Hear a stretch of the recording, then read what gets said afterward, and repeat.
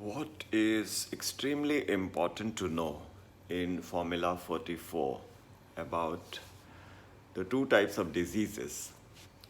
One is called Karmaj Rog, another is called Doshaj Rog. Karmaj Rog, or the disease which is the result of our past karma, is a part of our destiny. Whereas the diseases which have afflicted us because of our own habits, because of our own shortcomings, those are called Doshaj Rog. Once again, Karmaj Rog, or the disease which is a part of our destiny, is because of our past karma, whereas the Doshaj Rog, which are because of our own lack of discipline, poor eating habits, lack of sleep, lack of exercises, carelessness, laziness, sloth, these are part of the Doshaj Rog. So, the disease that is afflicting us and which is a part of our destiny, we have to bear, we have to suffer. But everything else is in our hands. Means with proper diet, with nutrition, with exercises, with adequate sleep, we can achieve the great results. And again, Bhagavad Gita gives us the complete knowledge. Bhagavad Gita says in chapter 6, sloka 17, Yuktahara viharasya, yukta chestasya karmasu, yukta sapnava bodhasya, yogo bhavati dukkha. This verse in Bhagavad Gita says, Ahar, that is the food, Vihar, that is the recreation, Nidra, which is the sleep, Chesta, which is the action. These four must be regulated. Means your food has to be regulated. You cannot overeat, you cannot undereat. Your sleep has to be regulated. You shouldn't oversleep, you shouldn't undersleep. Your recreation has to be regulated. You cannot just indulge in plays and you cannot just keep on working. There has to be a work-life balance.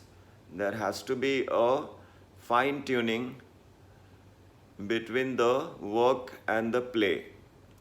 And this is exactly what Buddha has also taught. Buddha is the divine personality, and the divine personalities enact certain episodes to teach us. So what was his teaching?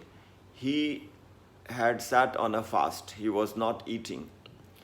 And a few days have passed by, and Buddha had become frail and weak because of the lack of food. And then some village women were walking by. They were going to the well to fetch water, and they were singing songs. And what was the content of that song? That song said, Veena ki taar ko itna na kaso कि तार टूटी न जाए, इतना ढीला न छोड़ो कि तार से कोई मधुर मेलोडी संगीत न निकले. Do not tighten the string of your musical instrument so tight that it snaps.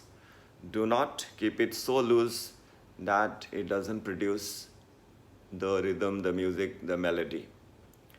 That is exactly what Sri Krishna is telling. Yuktahar viharasya, yukta chestasya karmsu, yukta sapnava bodhasya, yogo bhavati dukkha. This is the perfect recipe he is giving.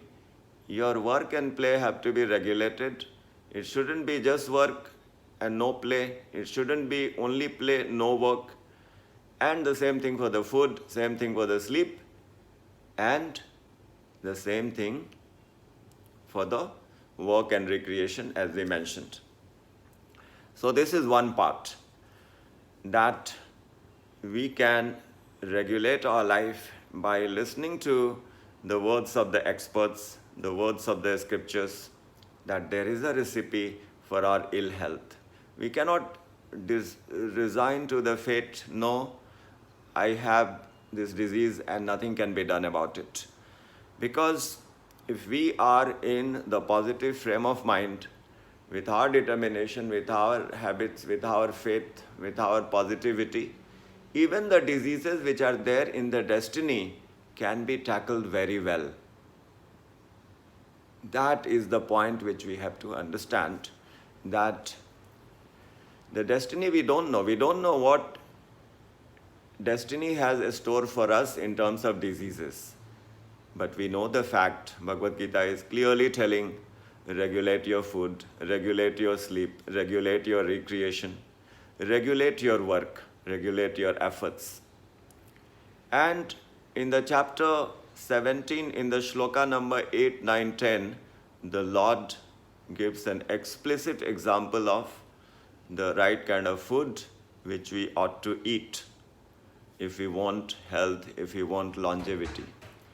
Ayu sattva bala rogya sukha priti vivardhanaha rashya isnigdhaha hridya ahara satvika priyaha.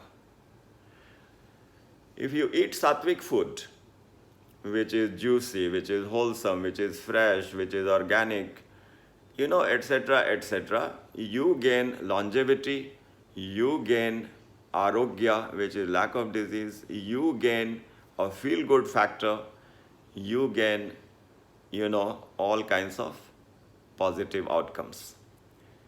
He says that in chapter 18, shloka 8. In shloka 9, he talks about the rajasic food. Katva amla lavantyushna tikshna rukcha vidahinaha ahara rajasasyesta dukkha shoka maya pradaha.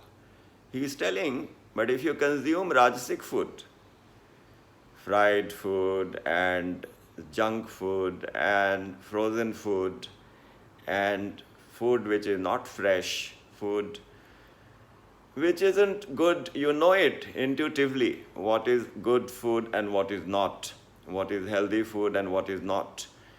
But if you consume rajasic food all the time, then the effect is disease, the effect is shock, which is, the negativity, the feelings of all kinds of negativity, and sadness, sorrow, all negative results. And he also talks about the tamasic food in Bhagavad Gita chapter 18. He says, Yata yamam ras gatarasam puti paryusitam chayat uchistamapi chamedyam bhojanam tamasa priya. And there are those of us who would like to consume stale food, food which is kept in the fridge for such a long time, we want to eat it. So, food which is decomposing, food which is lying for so many days and probably the bacteria has infected it. Sometimes we are consuming that kind of food. That is tamasic food. So, in order to proceed to the right kind of eating, which is an important element in the Formula 44, we have to know these facts. And we shouldn't worry about the diseases, because the diseases which have happened to us because of our wrong habits can be corrected. And the diseases which are there in our destiny, they can be challenged, they can be overcome with a positive frame of mind. So this is my little summary about the Formula 44 that we are promoting, that we are learning, and how Bhagavad Gita relates to it.